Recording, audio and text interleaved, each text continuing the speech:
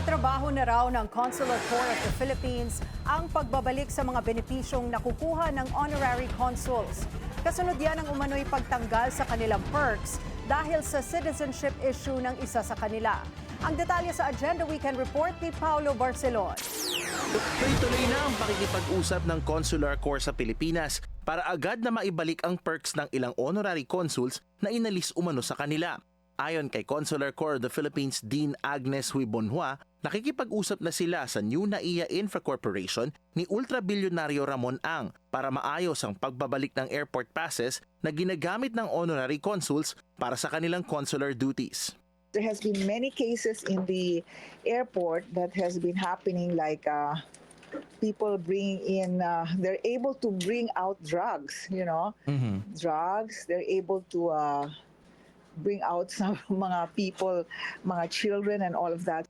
We were assured by Ms. Cecil Ang and by the people in the airport that as soon as they have that ID system, they will look into returning that back to not only the honorary consuls but also to the other consuls of the different embassies.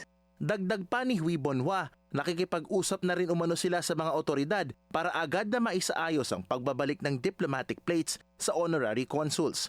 Ayon naman sa DFA, madalas daw nilang nire-review ang mga polisiya sa honorary consuls ng naaayon sa international law.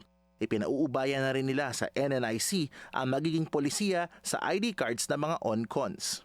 Sa ilalim ng qualifications para sa honorary consuls ng DFA, kailangang citizen ng Pilipinas o ng requesting state ang itatalagang ONCON.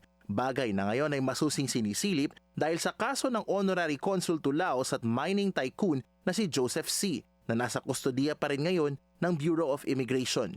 Malaki ang papel na ginagampanan ng honorary consul sa diplomasya ng bansa ayon sa isang eksperto. Ayon sa international relations expert na si Eliza Dominguez, bukod sa pagiging cost-efficient alternative sa mga full embassy, nagsisilbing tulay raw ito para sa ibang mga bansa na makapagtatag ng mas maayos na diplomatic relations sa Pilipinas. Ang role nila na nakakatulong, within the embassy is, of course, representing the interest of the country, and at the same time, they are the ones in the middle of negotiation, especially if, for example, the capital wants something and the other country wants another one, but then they cannot meet halfway. So these honorary consuls, they make a way, for trade deals, for example. Ayon din sa DFA, may protocol card at official recognition bilang accredited representative ng mga requesting foreign state ang mga ONCON, pero wala silang sweldo, allowance o full diplomatic immunity. Para sa Agenda, Paulo Barcelon, Billionario News Channel.